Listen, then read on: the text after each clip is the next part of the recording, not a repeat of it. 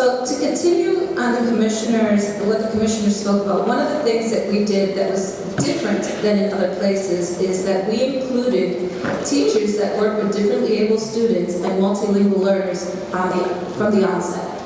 Not retrofitting, not bringing them in at the end to look at what was already created and changed and adapted, but from the very beginning. Because what we heard all the time was, well, how do you do this with this type of student? How do we get there if a child has an IEP? How do we do that if the child's first language is not English? So that was part of our process. From the very beginning, teachers that represent those students were part of the new standard. We were committed to that, and some of the things that you will see is an emphasis on use of grade level text, making multicultural connections, culturally responsiveness, an emphasis on the use of language, oral language, and the development of lifelong readers and writers, and digital resources, home language use, home language supports. Before every grade level in ELA standards, there exists language that captures the use of home language supports for students that may have indicated mastery in linguistic concepts, literacy skills embedded in ELA standards, guidance by our keynote today that for our different populations, collection of 8 topic briefs that complement the support of the next generation standard documents will also be released. So there will be many resources. What you have to look forward to is resources that we will have available for you. As we implement, we have a 3-year implementation. We will continue to build the resources so that you can continue to get familiar and become more deeper involved with the standards. So we're very excited today. One of the things that is extremely important to us is to represent all populations. And we're committed to that work.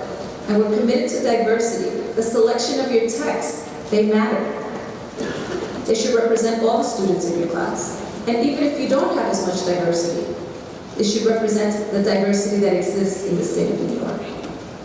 So we're really excited about this new challenge, this new journey that we're embarking on together. And please, make sure, how many of you visit our website? Oh, many of you do. We are going to have resources. All of the workshops today, most of the workshops, today, will be videotaped and will be available online. So if you are conflicted about where to go, you will have the opportunity to see them. So we're really excited about that. And as we move forward, we will have clips of classrooms. And one thing that I want to share that was very important for us was the early learning. There was a lot of conversation about play. The standards don't say that you can't incorporate play.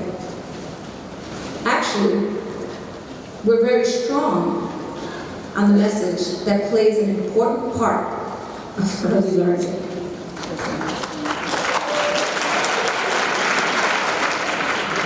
As a former kindergarten teacher, there's no way to actually do that work, and we understand that. Putting a piece of paper in front of a child is not the way that children learn. And we're asking you to do what you know is right. Make play at the forefront. Use the standards as the vehicle. So I encourage you to use your expertise as we move forward. So now I have the pleasure of introducing to you our keynote today. Our keynote is someone that we know very well, someone that we've worked with for a number of years, and we were excited. When we reached out to her and said, Noni, can you look at our standards? That's not, how many of you have seen the standards? How many pages are those standards? Take a guess. No, not 2,000. Well, maybe close to 2,000. But she said, absolutely. And gave us critical feedback. I mean critical feedback. Wordsmithing, you name it, Noni gave it to us. And we were very excited about that. Because we made this a very transparent process. We had several experts look at the standards, not create them, look at them. Give us feedback. And create additional supports so that you can use in your classroom. Everything that I'm talking about is online. We did not make copies because of the amount of paper that we would be actually using today. But I want you to go on our website and really look at all of the resources that are available and will continue to be available. So, without further ado, I'd like to introduce you to Dr. Noni Lasso. She's an academic dean and the Julian W. and William Foss Thompson Professor of Education Society at Harvard University. Her research focuses on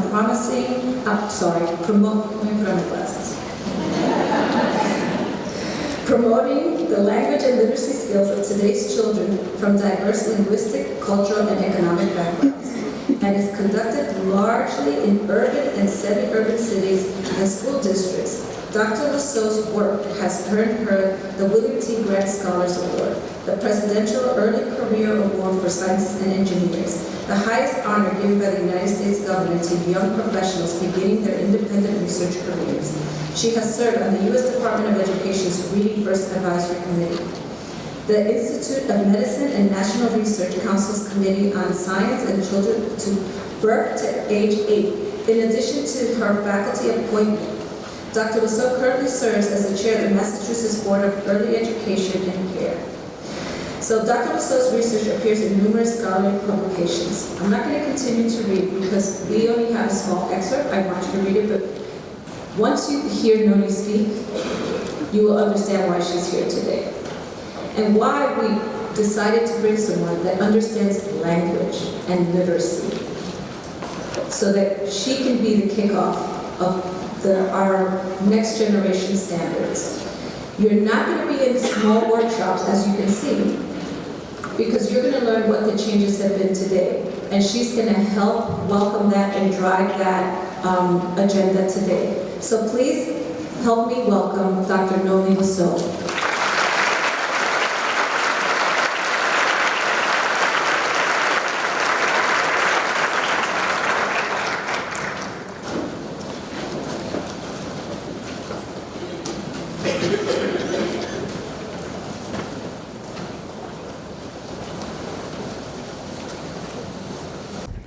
Perfect. Thank you. Good morning. Nice to see you all. And I love Saratoga Springs. I'm Canadian, so I've spent the last 14 years kind of getting to know this country, the Northeast, across to the Southwest, etc., and it's been great.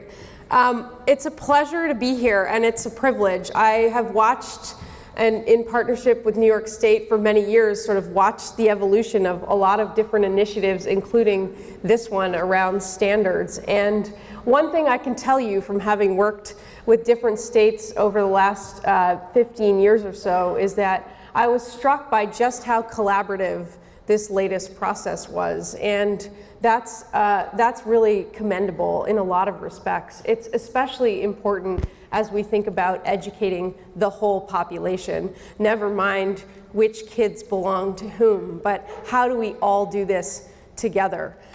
I'll tell you a little about my background, and then I'll talk a little about how I was thinking about teeing up a fabulous day at the beginning of probably what is a multi-year initiative for all of you, and certainly recognizing, as the commissioner did, that the set of standards is only as good as what follows. And I'm going to sort of focus this morning on the implementation side and on sort of the broad landscape for, you can start quibbling with standards, but I don't think that's probably the right approach, given that really what we want to do is treat those as a guidepost and think about how do we design effective learning environments, and as a consequence, meet those standards. And they're never going to be perfect, right? We can all understand them to be a work in progress also.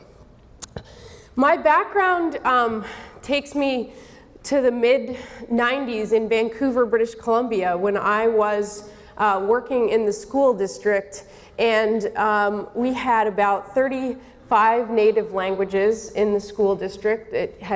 Vancouver is a city that had been radically transformed in a very short time by immigration. We had in Vancouver, and still has, the poorest and the wealthiest neighborhood in Canada, within miles of each other. And you all know what that means when you then look at a school district and the schools, and how to understand the variation and how to think about pulling everybody along and pushing everyone forward. And at the time, our research about second language learners was primarily about whether to teach them in the native language or in English. So sort of at the time, kind of highly politicized, mostly from here in the US, kind of dating back to the 70s, like what language should we teach them in, which doesn't answer the question when you have 35 languages about your strategy. It also doesn't answer the question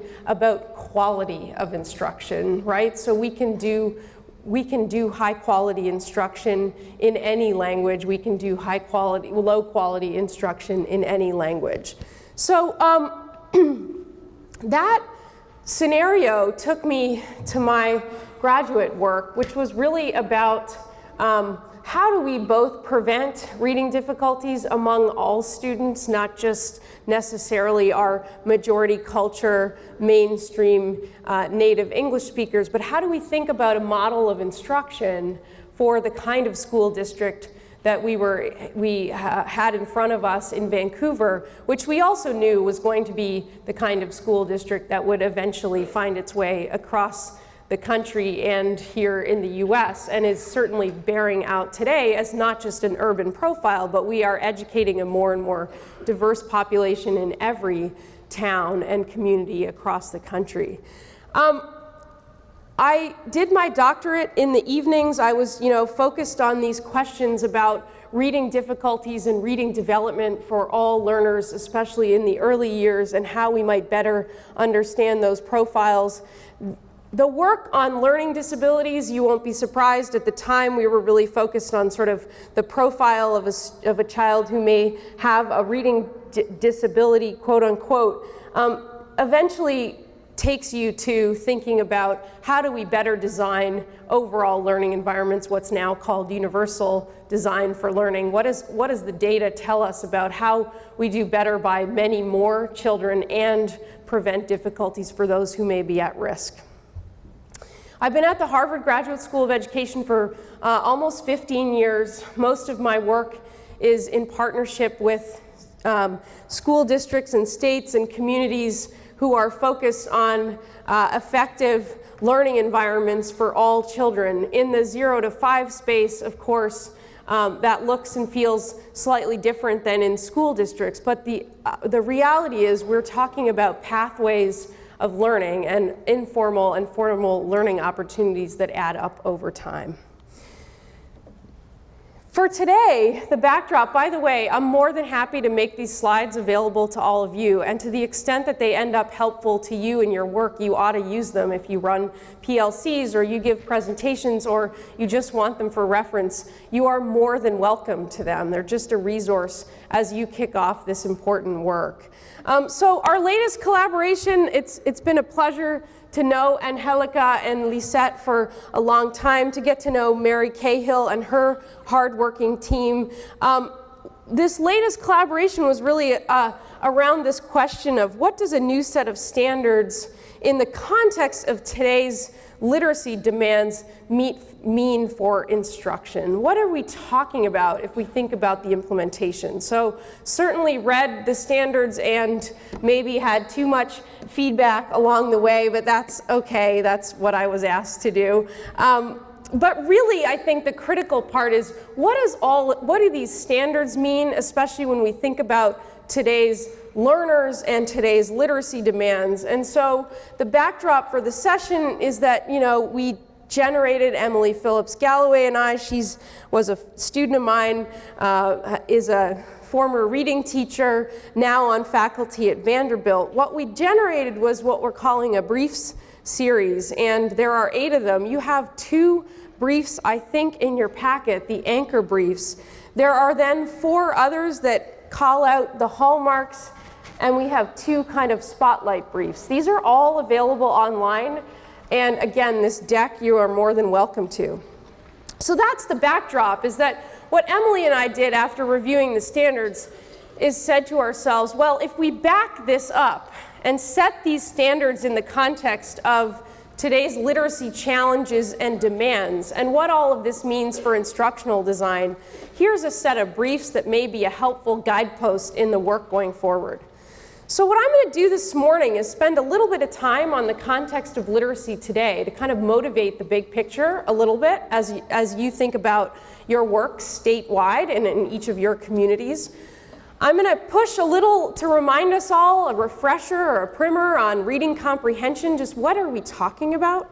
And I'm going to urge you to kind of make a distinction in all of your literacy work going forward. Then I'm going to introduce this notion of advanced literacies and talk a little about what that means for today's classrooms. I'm committed to leaving some time for questions. I would love to hear from you. I'm also happy to talk for a minute afterwards. So, the short story is that we have a different literacy context today than in many decades past. That we are rethinking what it means to be literate. That what counts as literate is actually on the rise. So as we look at data and get concerned about where students are, and we look at students and ourselves all on our phones and texting, I think the key reminder here is that it's not the kids these days. It's not that literacy skills among the population are actually on the decline.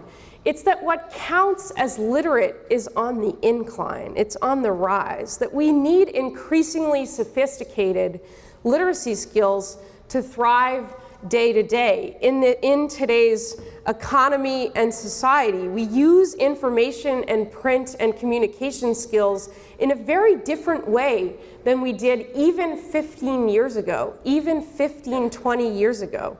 We have a new role of language and literacy skills in society. And as we think about that, we think about at the same time that we do have an increasingly diverse population we are educating.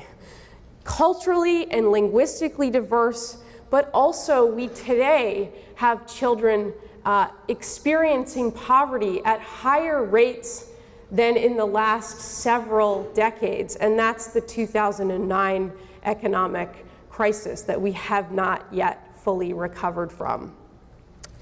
With this changing population and the demographics, we worry about sufficient development of language and literacy skills, of social, emotional, and cognitive skills. We worry a lot about the way in which some of our demographics are tracking with special ed placement and dropout, right? So we know that.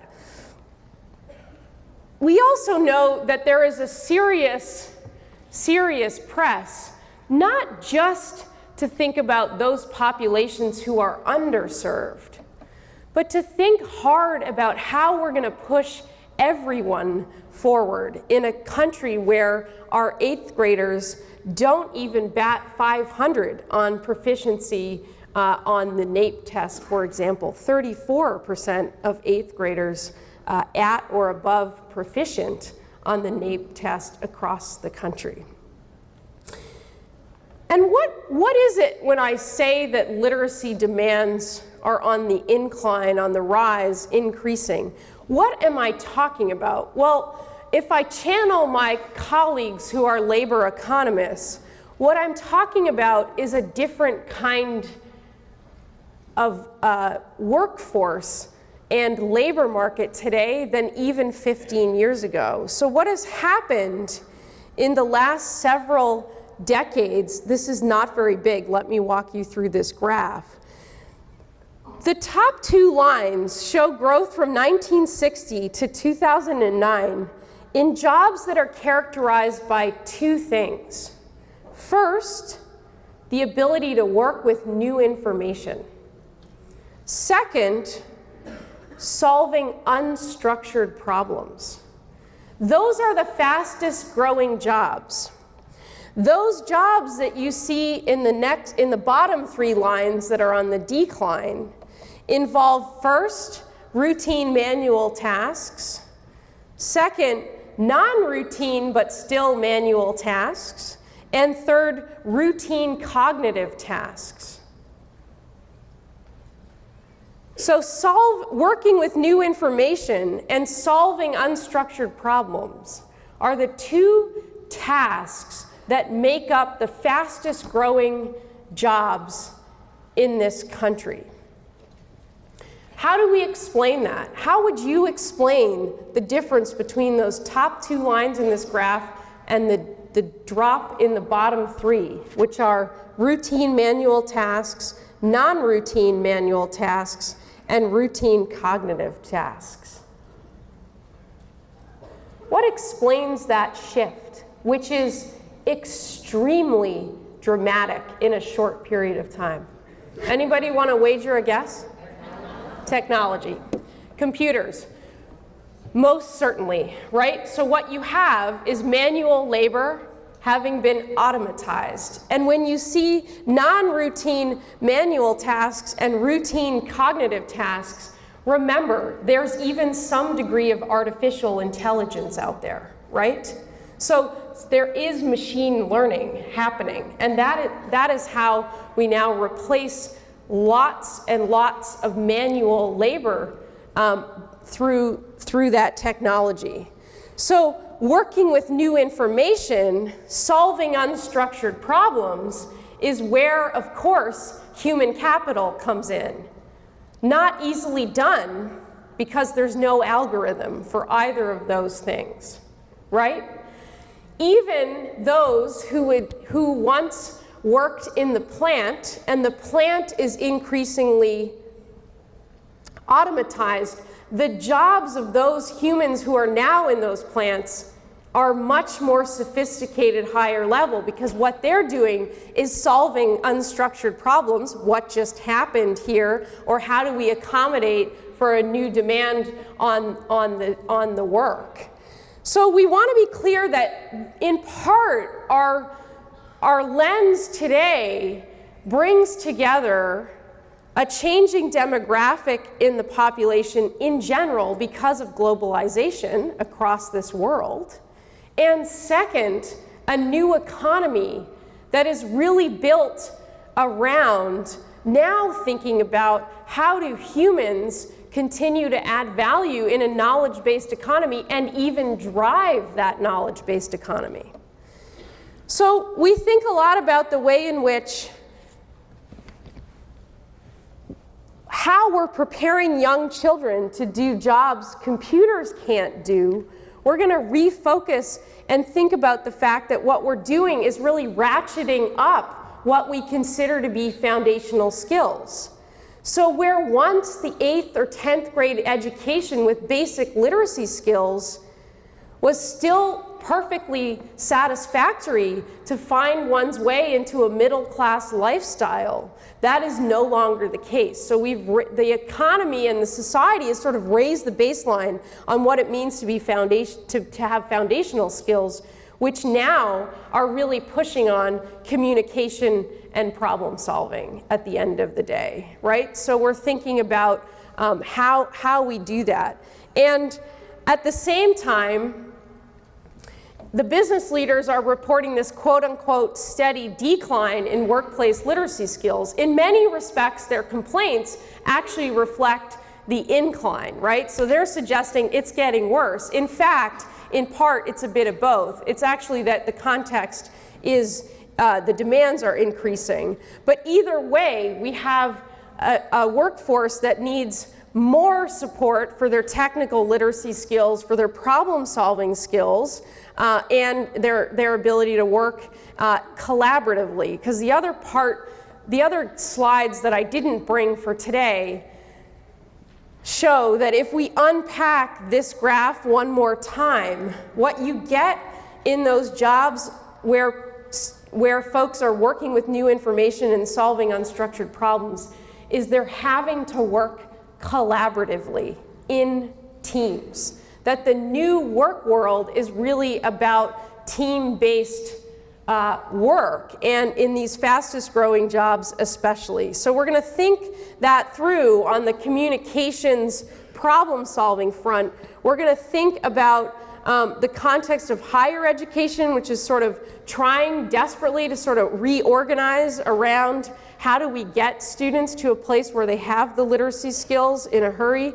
And they're also increasingly emphasizing these multidisciplinary kind of programs, interdisciplinary lenses, the group work, the innovation challenges, the hackathons, the kinds of things that they're seeing in the workforce, trying to bring those in to the higher education space. So if we map workforce demands to curriculum design, for example, where we land is sort of something like this. Team-based, project-based approaches as pretty typical and common. We land on an emphasis on building up conceptual reasoning skills and background knowledge across subject areas. Remember, if we're solving unstructured problems and working with new information, we've got to start with the ability to reason conceptually and with facility, with proficiency. And we're also going to better set up our students if they've got lots of background knowledge. We've got an emphasis on written and oral communications meant to convey knowledge and reasoning to others, which is, here's our pitch for how we think we ought to solve this problem. Here's our pitch for how we think we ought to do our work over the next several months. Here's what it means for the budget, etc. And we've got this emphasis on solving unstructured problems, those that have several potential solutions, the no right or wrong answers, weighing trade-offs against priorities to arrive at that best solution. So the summary of today's context is that we have an increasingly linguistically, culturally, and economically diverse population. We remind ourselves that what counts as literate is on the rise, that unlike past decades, reading and writing have become prerequisites for participation in nearly every aspect of day-to-day 21st century life. The design of literacy instruction has probably, in that sense, not kept pace with this shift from the need for basic to what is now advanced literacies, and so we think about the more systems-level strategic approach. That sort of lays the summary, the context for how we as a state, as a nation, ought to be thinking about literacy and designing instruction accordingly, and potentially thinking through some of the implications of how we engage learners and they engage each other in their work. In the brief series that we generated to kind of back out a little from the standards and say, what might the implementation look like? We have two anchor briefs, one of which is really about reading comprehension, and I think it's in your packet. What I want to do for a moment is talk about a key aspect in all of this instructional design, and even in your leadership and work with how you're talking about reading. I want to make a distinction that I think is worth holding on to as you move in to your design and implementation phases following these new standards. So let's just start quickly with this brief passage which is about sharks. And I'm not going to read it all, but it's pretty straightforward. There are almost 400 different kinds of sharks. Each kind of shark looks different, has a unique diet, behaves differently, on and on and on. When a third grader goes to read that passage, that third grader is tapping at least two broad sets of skills within this thing we call reading comprehension, or even reading.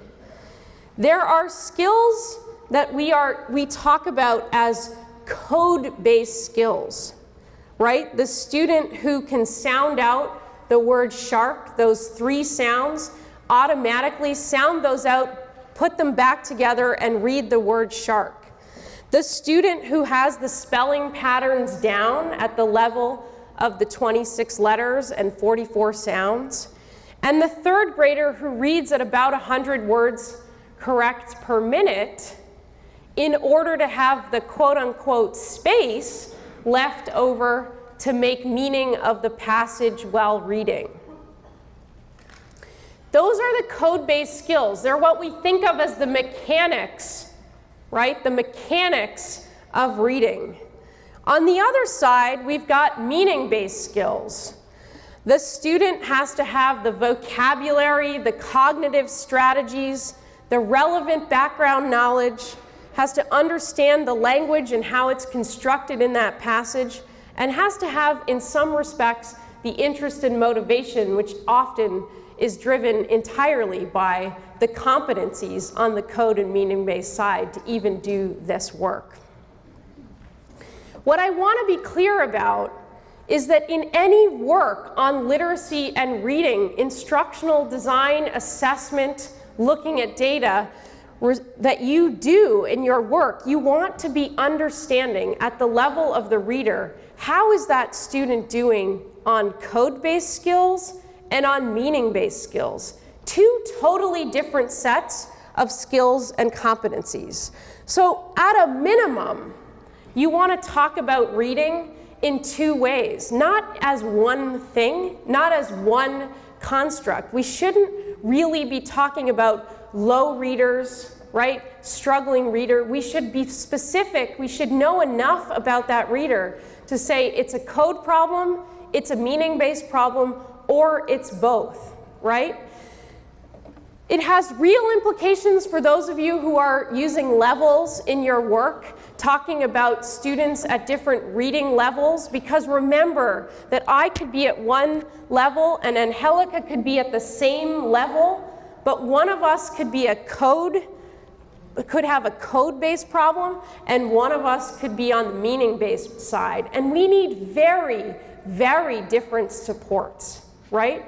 So as you think through any instructional design work and implementation of the standards, you're going to think about that distinction between code-based reading skills and meaning-based reading skills and competencies. And you're going to take with you, in the context of this discussion about the increasing role that communication and problem-solving skills are playing in today's society and economy, you're going to take with you a profile that we are seeing more and more right across the income spectrum and right across the demographic spectrum in terms of diversity, which is that we have a whole lot of readers who are solid on the code-based side of reading, who have mastered the 26-letter, 44-sound symbol combinations, and yet who are not at sufficient, have not developed their meaning-based skills to a sufficient level to make meaning from text. What I want to be clear about is that many of us could, in fact, have this profile depending on the text that we pick up. So if I pick up the Financial Times newspaper, I can more than certainly read the words on the page. Or if I walked across the Harvard campus into a biochemistry PhD seminar, I could read the words on the page and I could maybe make some meaning from that print, but I would not be working at quote-unquote grade level. So what we want to think about here are two things. One, we always need to make this distinction at the level of the reader and our readers when we look at their data, that we understand how are they doing in the code-based domain and how are they doing in the meaning-based domain. We don't pit one against the other. We absolutely need to develop their code-based skills and get them solid on the mechanics of reading. But on the meaning-based side, we have a lot more intensive, explicit work to do. And that's how I sort of set some of this advanced literacies, the content of this advanced literacies work. I set it in that context, which is to say, we need to be as systematic and intentional and explicit on the meaning-based side from the pre-K years through the secondary years so that they can keep up with the changing demands of the curriculum. with the way in which the curriculum becomes more and more content-rich and language-heavy over time.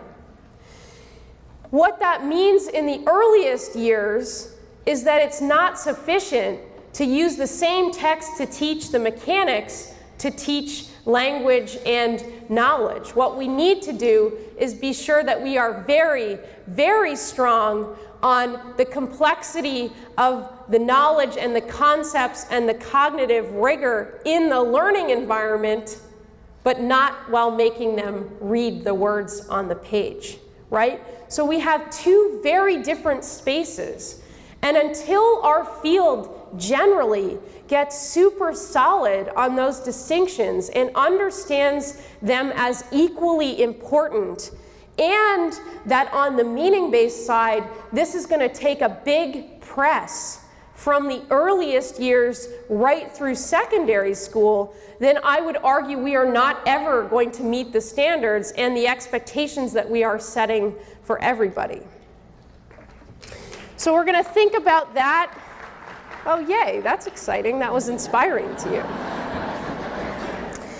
It means, though, just at the smallest level of a nudge, let's not talk about this thing called reading. Like, let's not talk about a low reader. Let's get in the habit of saying we're doing well in this area of reading and we need more work in another area, right? The code and the meaning.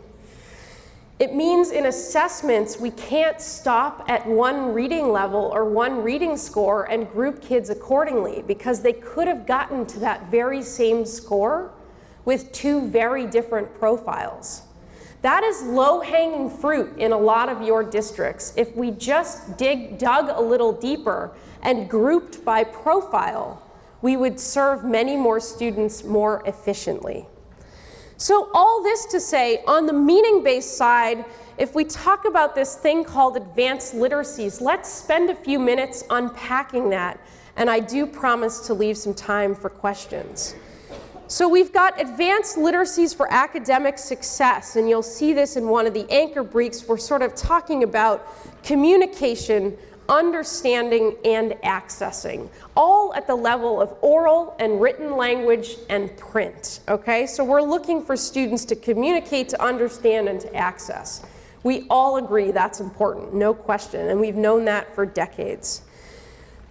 In our curricular design, we're going to think about how we bring the code-based skills and the meaning-based skills into play to some degree together, right? We're going to hit upon those code-based skills, but that work is going to sit within the design of learning opportunities that are really pushing on the meaning-based skills at the same time. Building up conceptual knowledge about the world, understanding abstract, complex ideas when reading, producing written language about abstract and complex ideas, and producing academic language in speech.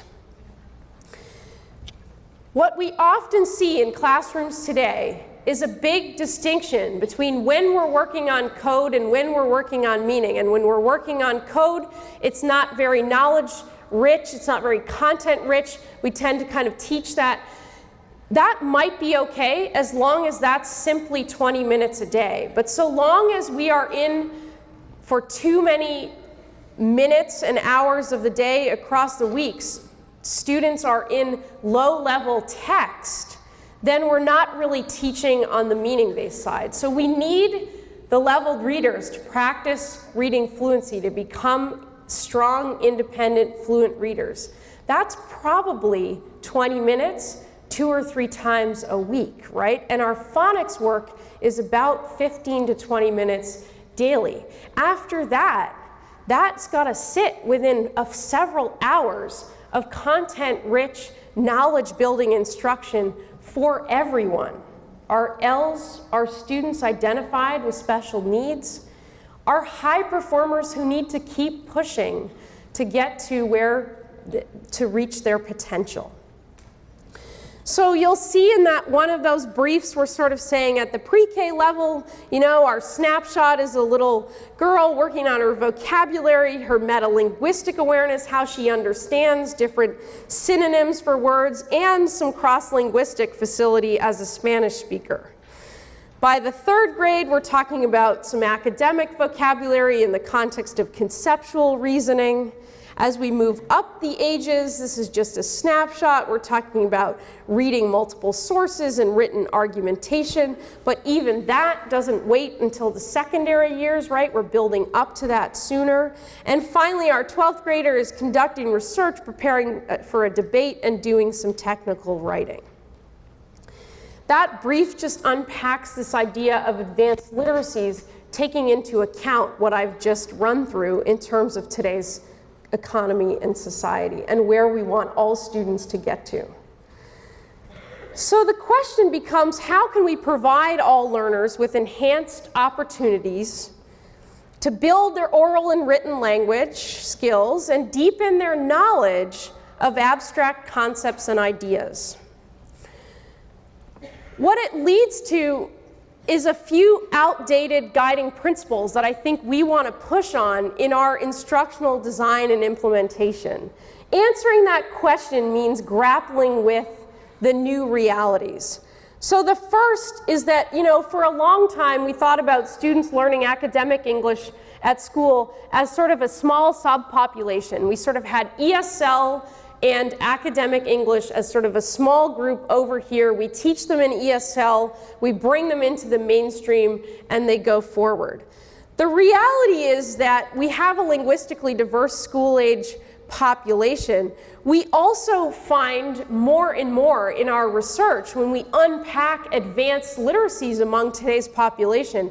In fact, the strengths and needs of English learners and their classmates are actually much more similar than they are different. The fastest growing group of those children who are linguistically and culturally diverse are those children born here in the US, coming up through our school systems, in our preschools, in our kindergartens, and all the way up through. That creates a very different mainstream classroom and the need for a curriculum that both brings them all along, but also keeps solving unstructured problems and working with new information at the fore, which demands a different kind of classroom. We're going to also think about the fact that for a long time, we had it in mind that the instructional core was preparing the majority of students to engage in advanced literacy tasks, and that those who struggled really needed supplementary intervention. The reality is that in many cases we need to update that core to match today's readers and their needs and today's demands, but also we need to be totally clear that a lot of our readers' needs are never going to be met through small group intervention around something fairly constrained and tactical, right? You cannot really build up knowledge and language in the context of a small group of students who struggle. What you need is a very different learning environment over time through the days and the months and the years that is building up language and knowledge in really authentic, intensive ways, that the intervention blocks may be absolutely what readers who struggle with the code need, right? We've all worked with those readers. They need something very explicit and systematic outside of what's being offered, in addition to what's being offered as part of the literacy block. The problem when you get to that profile that I showed you in that graph, where you have a real gap between the code and the meaning within reader, that meaning-based, the underdeveloped meaning-based skills and competencies can only be bolstered over time, day after day, in a really language, knowledge-rich learning environment. We can't do it with the traditional pull-out kind of model of intervention. So we're going to think a lot about that instructional core as really the bread and butter. And what we've noticed over the last 15 years is there's this tendency to want to kind of bring in interventions and find more time for intervention, which can be excellent for those who need something short-term, intensive, and mastery-oriented. but we don't master meaning-based skills, and we can't break them down into something tactical. We need a language and knowledge-building environment from the beginning. So we're going to think about that in terms of that new approach to instruction and that instructional experience over time that cultivates knowledge and academic language from the earliest years right through. Let me spend a couple minutes on the 4 hallmarks. We've got 4 briefs that follow on the 2 anchor briefs that lay out 4 hallmarks of advanced literacies. I'm going to spend a few minutes on those, then I'm going to tell you about the 2 spotlight briefs that you might access, and then I'm going to answer some questions. So if we ask the question, how do we foster those advanced literacy skills in today's classrooms, in the classrooms where the great majority of children are, in the classrooms that are educating our population of learners who need advanced literacy skills, what are we at least thinking about as an organizing structure? The first hallmark you'll see is that we want to work with engaging texts that feature big ideas and rich content. If we don't start with the big ideas and rich content, we won't get there. And if we think about delivering that in ways that are not really deep and connected with sets of text that I would argue have to be parts of units of study, then we're not going to get there. The second hallmark is about talk and discussion for talk and discussion's sake. Not to front-load vocabulary at the beginning of a read aloud or to teach the words of the week, but to genuinely use talk and discussion as a strategy for building language and knowledge.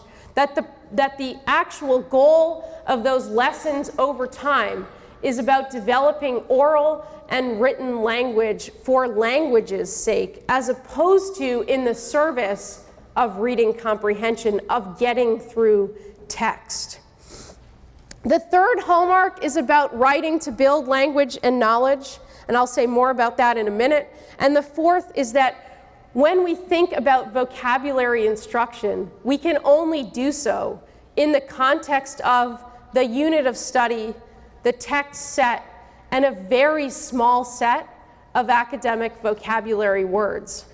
Why? Because what we're doing with that kind of vocabulary instruction is we're studying concepts and ideas. We're not memorizing words and learning how to spell them. That's on the code side. That's important on the code side. On the meaning side, what we're doing is we're studying abstract ideas and concepts that are tied up in these academic vocabulary words. And we think about very small sets, 8 or 10 over the course of 2 or 3 weeks. Why?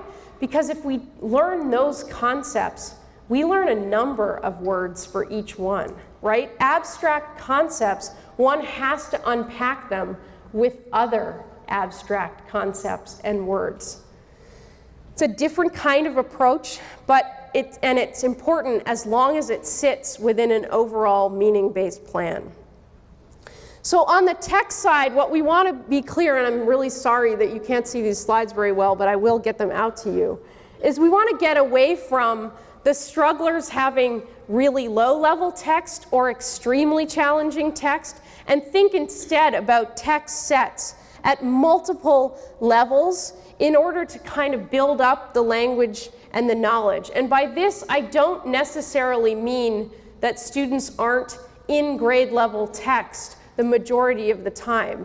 But we have to make sure that the texts are varied in terms of their genre, they hang together around a topic, and students have multiple opportunities to learn the same content through those text sets.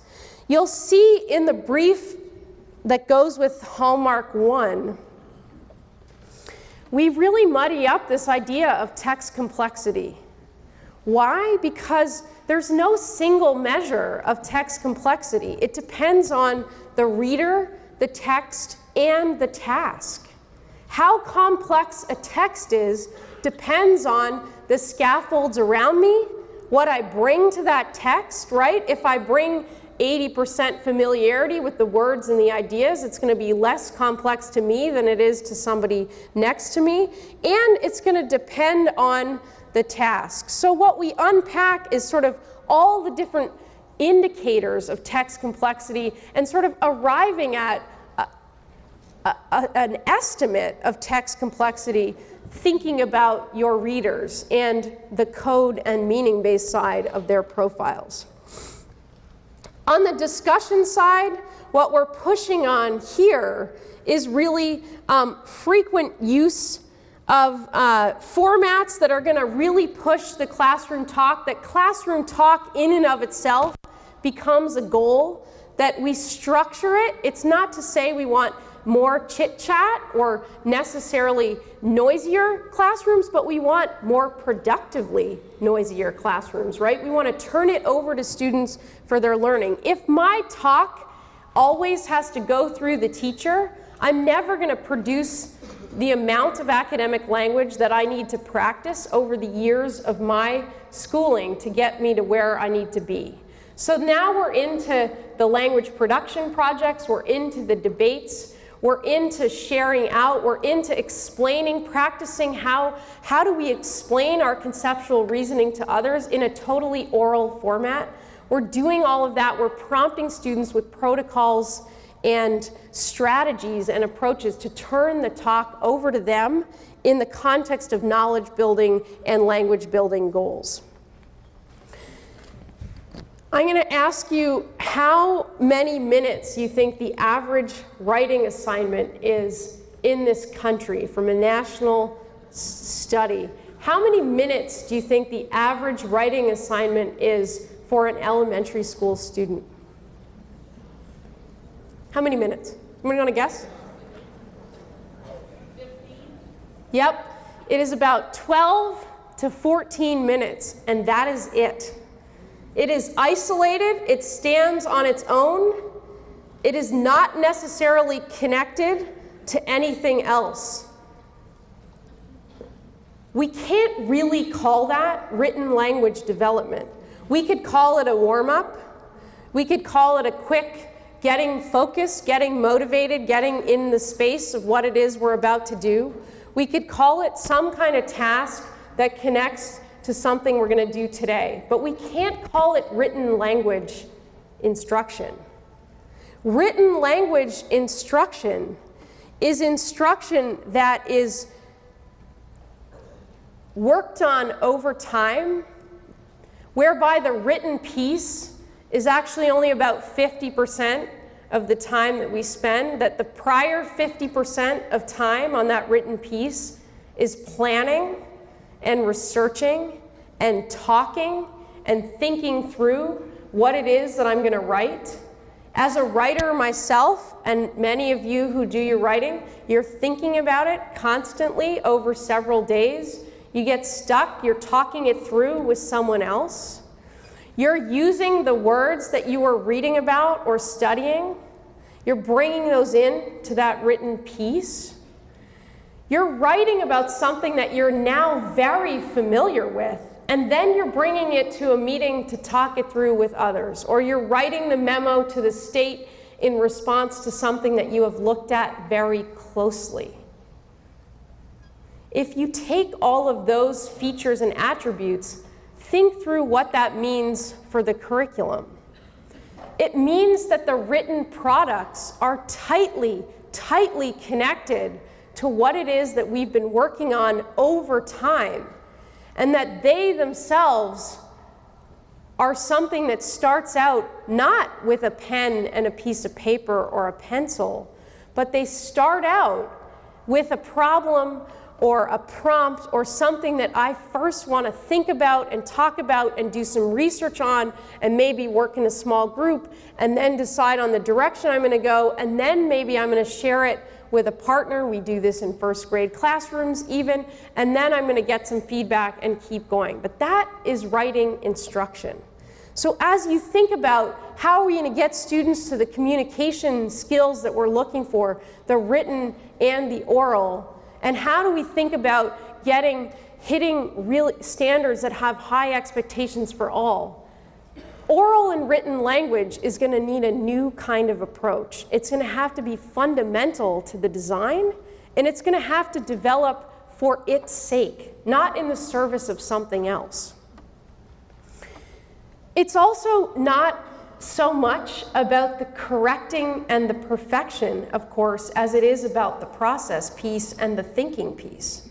What they need feedback on is how they're thinking about and crafting the argument, or taking the reader's perspective, or conveying their message for others, right? That's where they're going to need support and help. So that's the third hallmark that we unpack in this work. And finally, there's the vocabulary instruction, which I won't say much more about, but it can't be in isolation, and it can't start with the words. It has to start with the content that we're studying, and we pull out of that content the academic concepts that we're going to need for this unit of study, for example. You're going to see, excuse me, that at the end of the brief series, we have a spotlight on what we call language production projects, which really kind of push on exactly what I was just talking about, developing language for language and knowledge's sake over time, to apply those skills and competencies to consolidate content knowledge and to foster that academic motivation. They're very distinct in many respects from what we often see, in part because students work on them over time, and the language is the key feature. And I'm sorry again that you can't see these slides better. And the only other thing I'm going to close with is that in the end, we're very unlikely to do this work well if we don't have units of study. From our pre-K play-based classrooms, where kids can be fantastic scientists and social scientists and move from the carpet to the center to the outdoor space, all the way up through to the secondary level where we want them to become expert. And I would argue that as we try to foster more academic motivation, I think we ought to think about developmentally appropriate play right through the secondary years, which is to say, there's nothing better to engage adolescents, if I put my developmental psychology hat on, nothing better than some healthy agency and competition in the context of an engaging, trusted, safe learning space, right? So if we think about some of the language production projects that we've worked on over the years, of course, totally really good fit with the profile of sort of thinking about youth development. If in fact what I'm doing is going off and doing a bunch of research and coming back and playing a certain role of expert or talking my peers through something, in the end we're going for the depth of learning, for the learning as a process, and for interactive learning. What it's going to mean over time is that we're going to have to disrupt the pattern whereby our classrooms become quieter and quieter and quieter as children age, right? As students age, we expect less and less talk. We want more and more independent work. The problem is the very principles of a really strong pre-K classroom are the same principles of a really, really strong secondary classroom. We are moving around. We know what we're working on. We're becoming expert at things. We are in charge of our learning. Our learning happens across modalities, and we talk to each other a whole lot. There's a reason the Socratic seminar is finding its way into all kinds of settings. Because if we don't turn the learning over to them, and by that I don't mean they decide, I mean we have a structure and we facilitate. We have them working on things. It's guided, it's scaffolded, but it starts with units of study. It starts with supporting teachers with really good materials and text. Teachers cannot design and deliver curriculum 180 days a year. There isn't the time, the energy, often the training, right? We want teachers to become focused and able to focus on facilitating this kind of learning environment, building up those strong relationships where everyone's focused on depth and process and interaction. So those are our two final briefs, the language production projects and the units of study, in part because if we step back to the design phase, we're going to have to think through those pieces, and the language production especially, if we're going to get this right. So if we think about the schools that effectively implement the hallmarks, and we're certainly working with schools across the country, but especially in New York City, you know, we're talking about the growth in the language and literacy skills of all students, including English language learners. We're talking about more consistency and sort of shared practices in those buildings. We're talking about shared language for discussing instruction amongst educators and school leaders. We're talking about lessons that routinely feature rich text, discussion, writing, and instruction in high utility vocabulary. Not the basic conversational everyday vocabulary that everyone is going to pick up along the way, but the real language of text that ends up hindering many students later in the schooling years. So I'm going to stop there with the summary that we're going to remind ourselves as you head into today, but more importantly as you head into the next several years of this work, that we have a changing context for literacy in terms of our population, but also especially in terms of what skills we need to educate towards. The communication skills and the problem-solving skills end up being really where the action is for most of our students. And so what counts as literate today is on the rise, and that we need to think through how we adjust to ensure that our day-to-day instruction matches this context. I would be happy in the next few minutes to take a few questions. Yes? Thank you first for sharing your slides and giving us permission to use them. I noticed that the advanced strategies for academic success is the first brief and the reading comprehension is the second brief, but today you presented them in opposite order. Yeah. Can you tell us a little bit about why you did that? I wish I had like some really good answer for you. I think we wanted to frame the overall series as sort of these are the advanced literacies that we all need to get to.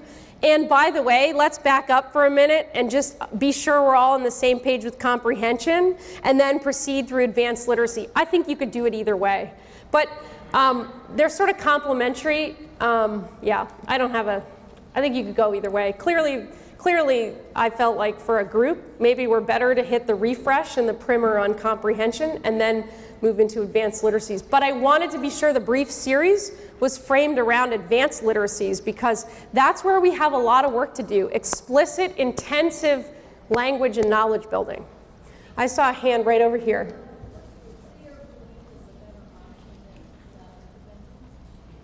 I did not hear the question.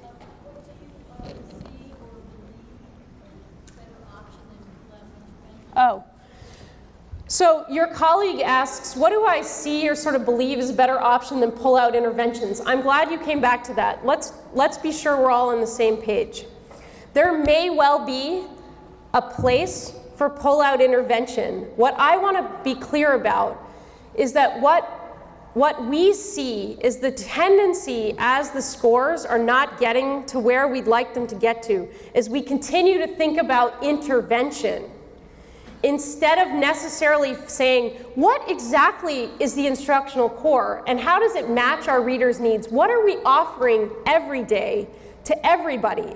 And how could we first better tailor that to meet more readers' needs in the first place? From there, we think about intervention. So I don't have a view on intervention per se, except that it can be extremely important for students who need it. What you want to be clear about is that you're not identifying as many students for intervention as you are practically in classrooms, or you're at the 50% plus level, because then you have an instructional core problem.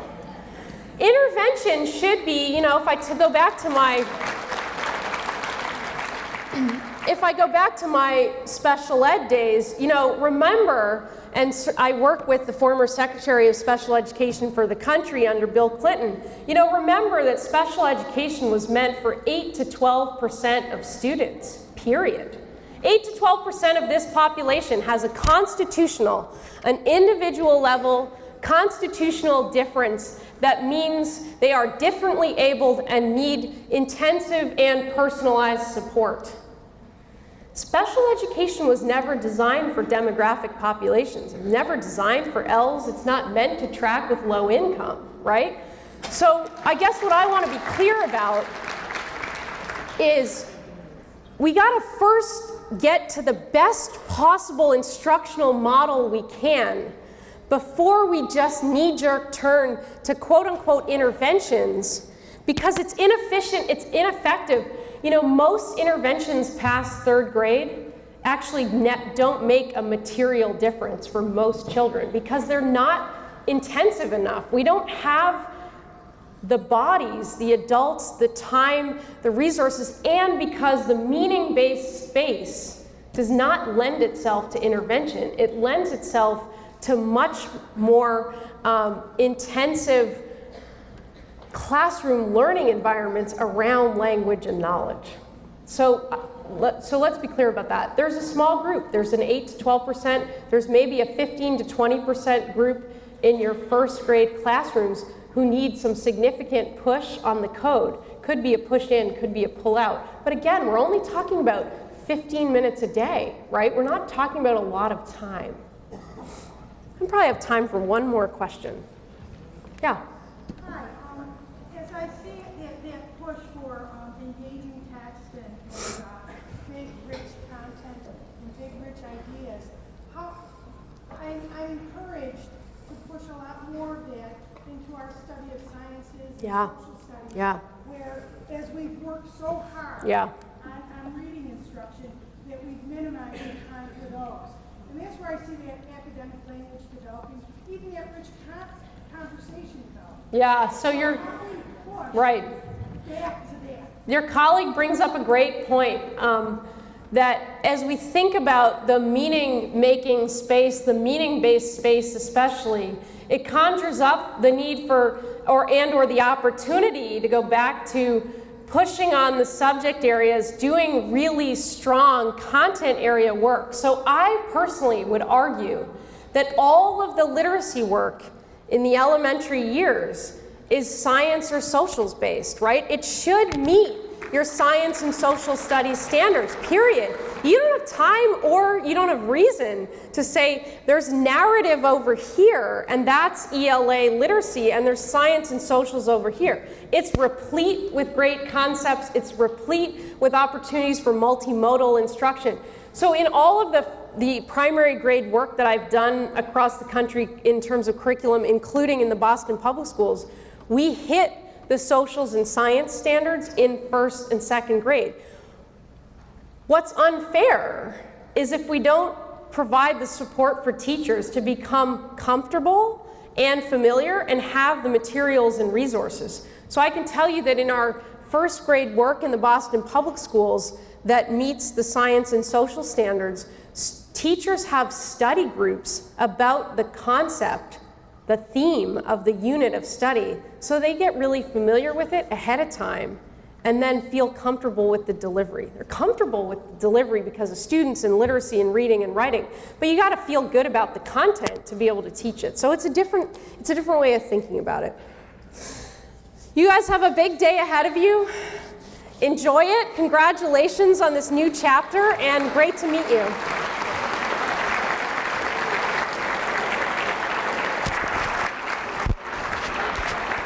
Mary, thank you.